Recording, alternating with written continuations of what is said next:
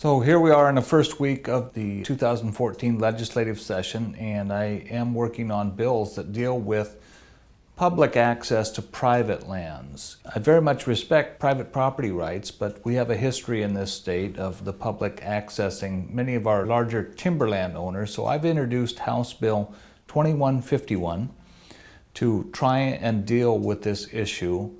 And this would deal with the recreational immunity clause, and it would allow a landowner to have protection under that recreational immunity clause if he did charge a small fee, the landowner did. And so we're hoping that this will be enough of a carrot to keep many of these large timberlands open to the public. There's another clause to that bill that would allow a state agency such as Fish and Wildlife to purchase general access for the public, and the landowner would have protection under the recreational immunity clause. And that bill was heard today in Judiciary, and we're hoping that we can bring resolution to that issue. Another bill that I'm working on is House Bill 2243.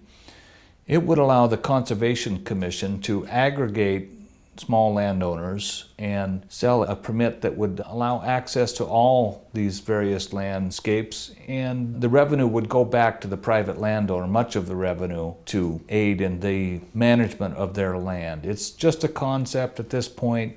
Hopefully we can hear the bill and flesh it out, but I think it's important that we find ways to protect private property rights but allow public access to these lands that have been important for recreation and our culture here in this state of Washington. So hopefully these bills will help us resolve that problem.